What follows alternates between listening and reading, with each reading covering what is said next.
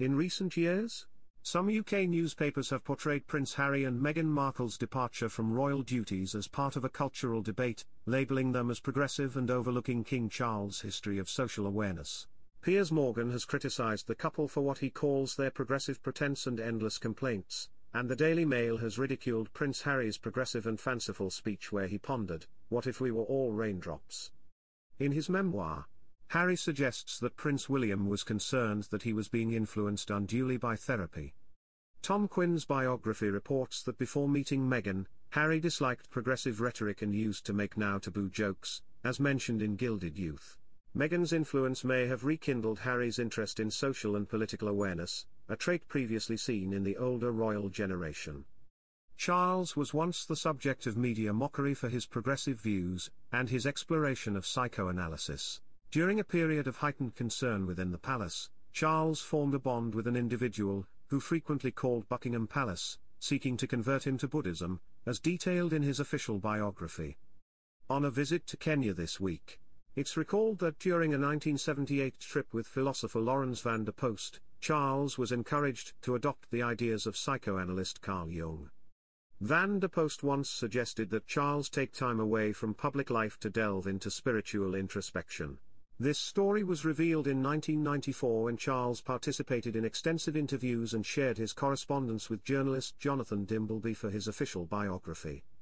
In the Aberdare Mountains, under Van der Post's guidance, Charles began to document his dreams for interpretation, influenced by Van der Post's admiration for Jung. Jung's interest in the esoteric, religious mysteries, and the quest for understanding beyond natural science deeply affected Charles. This exploration led Charles on a path that sometimes conflicted with established Christian beliefs, although he never converted. Jung's theories about a detached consciousness resonated with Charles, who initially found the concept intriguing and later felt a compelling draw to it, undeterred by public doubt or ridicule. In the late 1970s, Van der Post was captivated by the notion that Charles should retreat for a time to reflect on spiritual matters. Despite the appeal, Charles prioritized his duties over this suggestion. Yet, his pursuit of spiritual truth persisted. Van der Post believed Jung's significance lay in his effort to reconnect humanity with its soul and restore religious significance. Inspired by his mentor, Charles often found himself at odds with religious leaders who, in his view, had confined spirituality within doctrinal limits for ecclesiastical debate.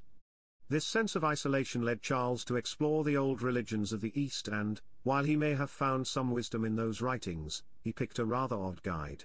Charles came across a book called The Path of the Masters, which focused on Eastern gurus who were portrayed as embodiments of the Supreme Being in 1979, 2 years before he wed Princess Diana. The book was given to him by a young Indian woman who called Buckingham Palace incessantly until he finally took her call, the Charles biography said. She said that her purpose as a Buddhist was to convert him to a comprehension of the role of the masters.